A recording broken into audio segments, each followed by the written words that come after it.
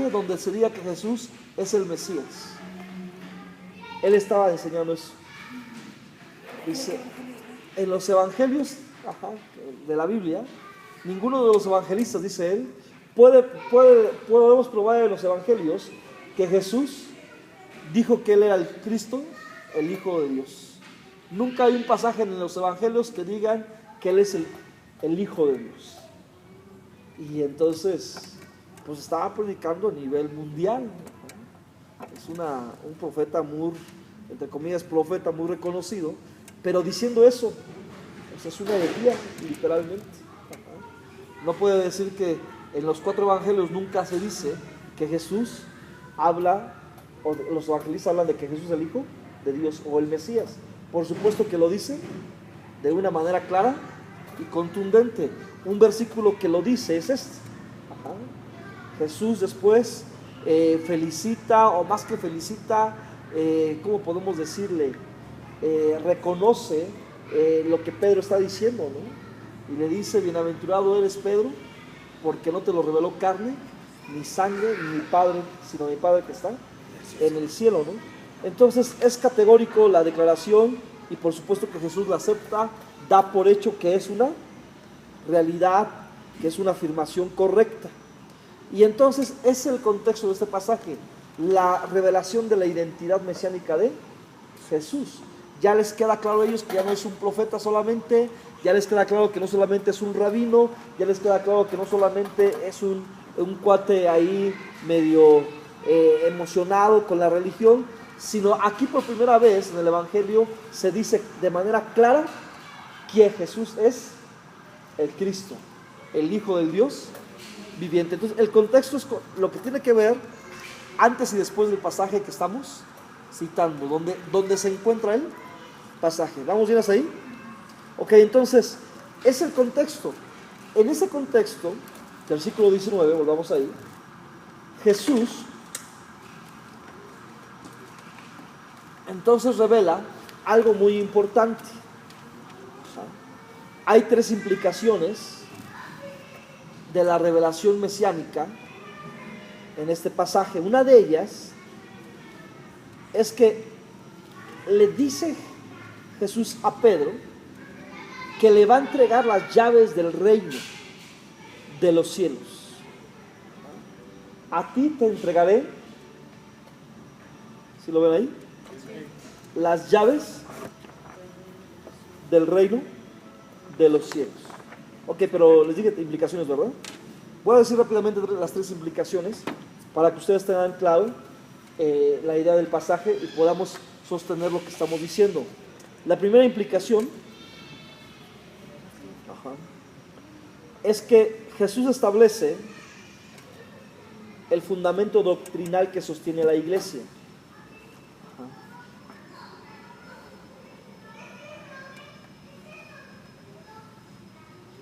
Lo primero que pasa es que Jesús establece en este pasaje, establece el fundamento doctrinal o la piedra angular que sostiene a la iglesia.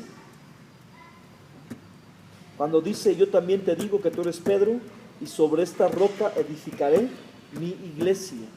Sobre esta roca edificaré mi iglesia.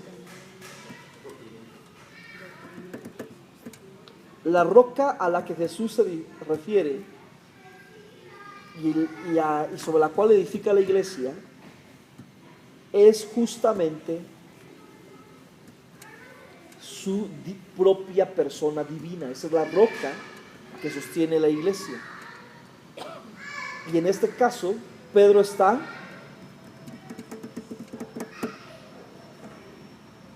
discerniendo cuál es la verdadera identidad de Jesús. Sí.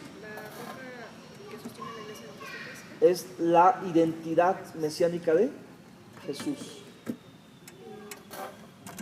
Esa es la roca que sostiene la iglesia. O sea, esta es la doctrina que hace que la iglesia se afirme. ¿Sobre qué se afirma la iglesia de Cristo? Sobre el hecho de que Jesús, que es Dios, se hizo hombre, y siendo hombre se hizo obediente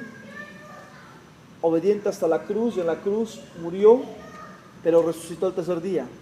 Este Jesús no fue un hombre común, sino fue Dios hecho hombre. Es el Mesías, es el Cristo, ¿no? Ese es el fundamento que Jesús establece como una roca, o sea, metafóricamente como una roca sobre donde la iglesia se apoye. Ahora, está hablando en términos de construcción Jesús.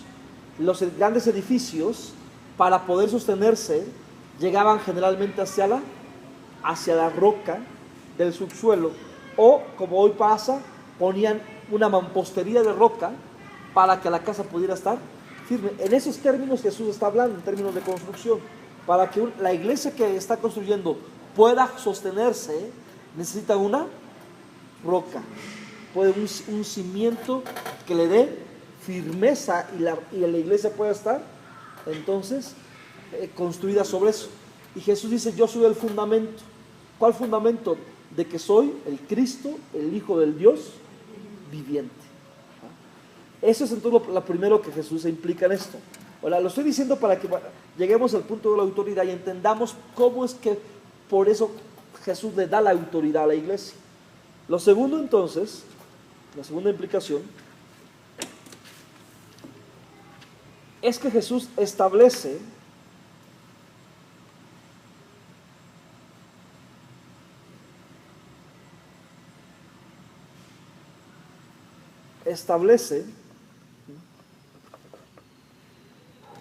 en la iglesia la victoria sobre la muerte. Estamos igual en el versículo 18. Y las puertas del Hades no prevalecerán contra ella. El versículo 18 y 19 es la consecuencia de la revelación que Pedro tiene. Cuando el Señor le dice: este Jesús no es el profeta Elías, ni tampoco es Jeremías, ni Juan el Bautista. Este Jesús es el Cristo, el Hijo del Dios viviente.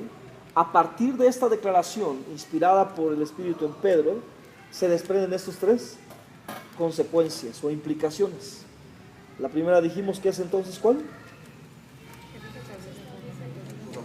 El fundamento doctrinal que sostiene a la iglesia. Así es. El segundo es que Jesús establece en la iglesia la victoria sobre la muerte. Ahora, la muerte es por, ¿cómo decirlo?, antiquísima realidad, el enemigo a vencer después de que el hombre pecó. ¿Qué pasó cuando el hombre pecó? Ciertamente morirán el día que tú comieres de ese fruto, le dice Dios a Adán. La muerte es entonces el enemigo que se levanta y que se enseñorea de la humanidad y que está en enemistad permanente contra todo el reino de Dios y por tanto contra lo que ahora va a ser la iglesia. Y Jesús dice: desde ahora les digo entonces que las puertas del Hades, que habla del reino de la muerte, otra forma metafórica para Jesús hablar de la muerte, el reino de la muerte no va a poder, fíjense, no va a poder resistir la embestida de la iglesia. Otra forma de entenderlo mejor: no va a poder resistir la embestida de la iglesia. Vamos a pensar en este ejemplo. El reino de la muerte, piensen en un niño de 10 años. El reino de la muerte. Y ahora piensen que la iglesia es como el Papa. Vean la diferencia de altura, fuerza.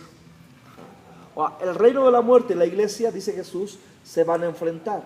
Ve Jesús en esta declaración una realidad conflictiva o combativa. Va a estar una guerra. Cuando Jesús dice que las puertas del Hades no prevalecerán contra la iglesia, está pensando en que la iglesia y el Hades se van a enfrentar. Ahora, imagínense que ellos están jugando un partido de fútbol americano y Papo y este niño de 12 van a entrar en una tlaqueada. ¿Quién creen que gane? ¿El niño de 10 o Papo? Que Papo llegue con toda la fuerza a tlaquear al niño. Si el niño es como Jacob, gana. Es lo que está diciendo Jesús. Las puertas del Hades no van a resistir la embestida de la iglesia. No podrán mantenerse firmes, no podrán prevalecer, no podrán estar ahí piel cerrada, sino van a caer cuando la iglesia embista al reino de la muerte. Entonces, como comentó una ocasión no recuerdo si fue casa de Pati, de la compatibilidad de la iglesia, ¿no? Sí, recuerdo. No me acuerdo. Tenemos que estar, no tengo. Ok, pero tiene que ver con la idea justamente de que la iglesia va a embestir debido a que tiene mayor autoridad al reino de la muerte. Ajá. ¿Sí lo tienes ahí? Bueno, cuando lo tenga ya lo comentamos, ¿no? Entonces, ese es algo, ese segundo, el segundo fundamento, ¿no? Es la segunda implicación. La tercera implicación, entonces, es justamente que Jesús establece la autoridad del reino de Dios sobre la tierra a través de la iglesia.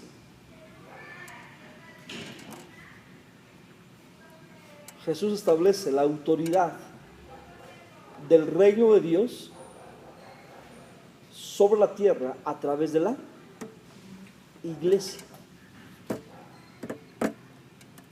Ahí es cuando entramos en el versículo 19.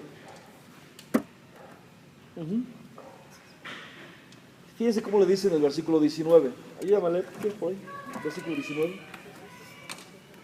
Aunque sé que sea lector, ¿no? Sí, dirán en el pueblo que ayude de algo el muchacho. Y a ti te daré las llaves del reino de los cielos,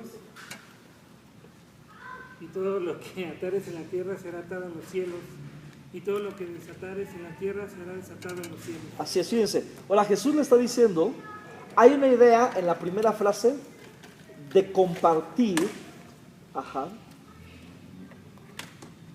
o de delegar algo que tiene Jesús.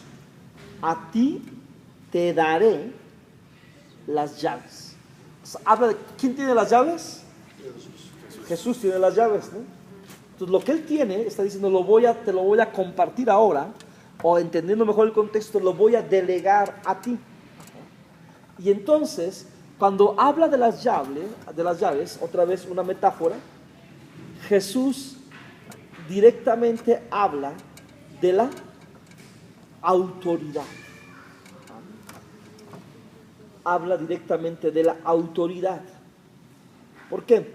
Las llaves son una figura que simboliza en el lenguaje bíblico responsabilidad y autorización. En el lenguaje bíblico las llaves simbolizan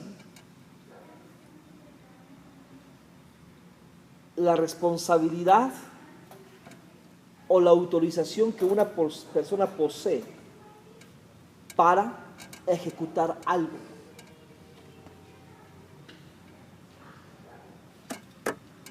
¿Sigamos bien? Entonces las llaves es una expresión metafórica otra vez que habla o simbolizan la responsabilidad y autorización que una persona recibe para ejecutar una tarea, para ejecutar obviamente una función. Ustedes van a ver, por ejemplo, después en Apocalipsis, que Jesús vuelve a decir, ¿es aquí el que tiene las llaves? ¿Sí lo recuerdan?